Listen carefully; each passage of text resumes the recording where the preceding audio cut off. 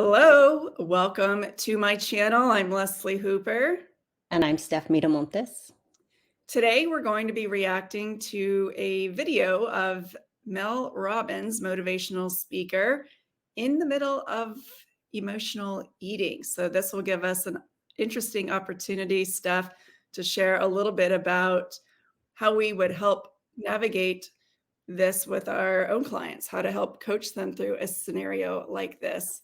I think I am engaged in emotional eating right now. It is 2:22 in the afternoon. The wheels are off today. I know why. The reason why is because I did not stick to my normal routine. And I've noticed since I did not stick to my routine, my day has sort of slid off the rails in terms of the decisions that I'm making. It's really random. Like I had my son's chicken nuggets for lunch, and there's half an apple that I ate. I have not finished the amount of water I normally drink. It is 2:23, and I made myself an ice cream sundae because, why the hell not? And so as I'm sitting here enjoying my ice cream sundae, I just thought to myself, God, am I emotionally eating right now? Oh my God, this is so good. If I really unpack what I'm feeling right now, it's raining, it's freezing. I am mentally in a creative block, and I'm going to get this tool that we use on the Mel Robbins show out. I call it the word wheel. So I'm going to show you the word wheel right now. Here's how you use a word wheel. The average person can only name 3 emotions: happy, sad, and angry. But our emotions are actually much deeper and more complex. And the secret to getting unstuck or untriggered or freed up in any situation is to find the words that describe what you are truly feeling. So I'm going to start with the core emotion of anger and fear and work out from there. And so as I look at the word wheel, I feel inadequate as a writer. I feel worried that I'm not going to have a creative breakthrough. I feel helpless. The big one is I feel inadequate as a writer. Whoa, big breakthrough. So I am feeding my inadequacy with an ice cream sundae. You know what's interesting? Is simply finding the word that I feel inadequate as a writer. And that makes me feel afraid that the book isn't going to be good, that it's not going to be as good as I want. It's not going to do as well. It's not going to get any accolades or good reviews. It's not going to make a difference in your life. As you identify the feeling, and for me, it's inadequate, that sundae doesn't taste very good anymore because it wasn't a sundae that I was craving. It was reassurance and comfort from this deeper feeling that I was feeling. Wow, that's powerful stuff. Really powerful stuff. So if you are at a moment where you catch yourself emotionally eating, or you just feel untethered or numb, pull out the word wheel. You can find it at melrobbins.com. And I think you'll find it to be a really incredible tool that will help you locate what you're truly working through. And instead of reaching for an ice cream sundae, which honestly is going to tank my mood because of all the sugar and make me feel lethargic. If you can identify the word, which for me is inadequate, inferior, worried, frustrated, you can let those feelings rise up, move through them, and then move on. Okay. Look familiar? Definitely very familiar. I like that she calls it a word wheel. I'm like, it's a feelings wheel. It's the emotions wheel. I will say she made me a little car sick, moving around like she was, like just shaking me all over the place. Like, calm down, Mel. Sit down. Put your camera down, Mel. Yeah. Yeah, exactly. But yeah, I mean, what I liked about this video is it really displays, probably without anyone watching it knowing, that thoughts create feelings and feelings lead to behavior. And her feeling was inadequate and worried, several others that she named there. But each of those feelings have a thought attached to them. Worried, my book's not going to sell. It's not going to be as good. It's not going to get the accolades. When you have those thoughts, it's not going to sell. I'm not going to get the accolades, blah, blah, blah. Then I feel worried. And if I feel worried that none of that is going to happen, then maybe I won't get the next book deal, or maybe it's just not going to make any money. People are going to think that I'm stupid. Now I feel inadequate as a writer. Now I feel like I'm not good enough.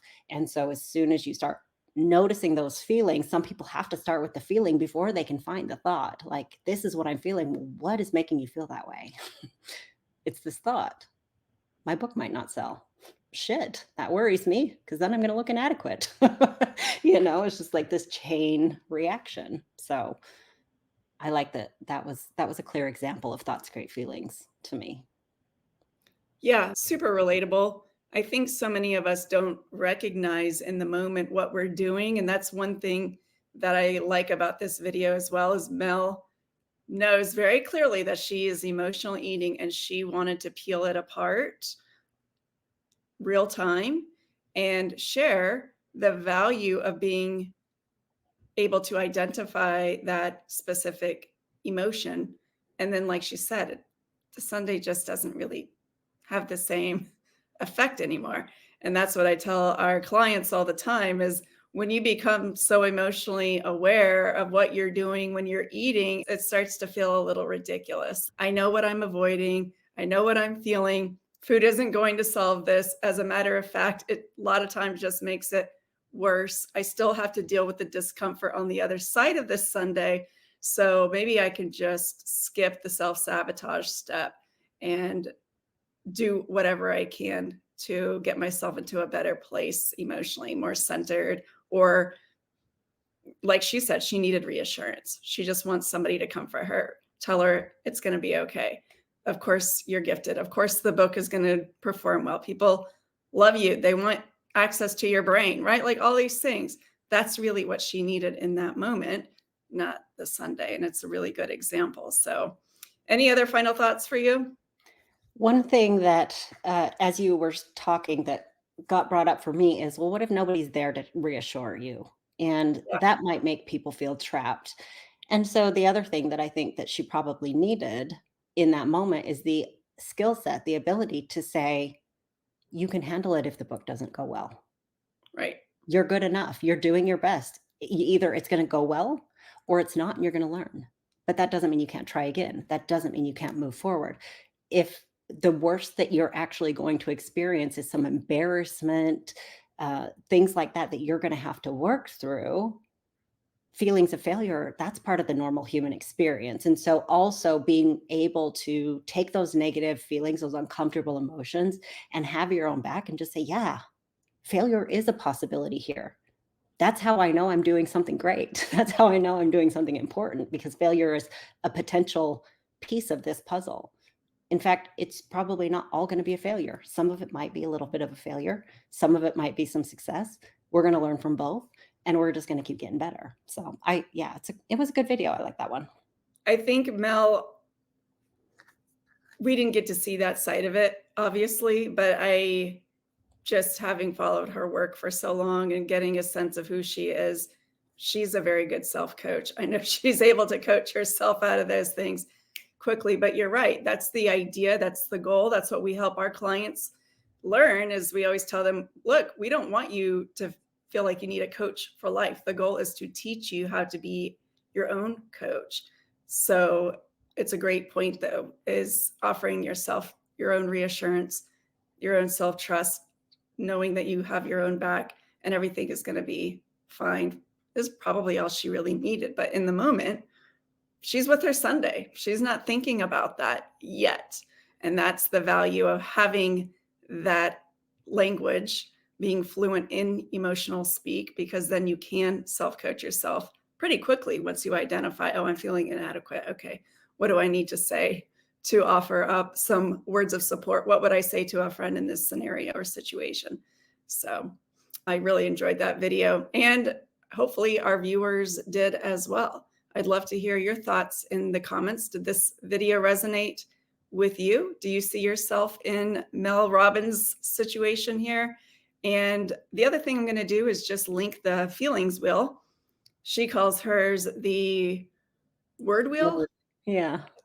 And look, I'm an OG. We discovered that from Gottman many, many, many years ago. I haven't really seen Mel use that. Obviously, she has her own version now, but regardless, I'm sure it's basically the same thing. And it's a really useful tool to help you identify what you're feeling. Because as she said, if we only know 3 words, 3 emotions, we really need to expand our vocabulary, because how we handle worried is going to be very different than how we might handle rejection or inadequacy, or whatever the case may be. So anyway, thanks to our viewers for tuning in today. We will catch you on the next one.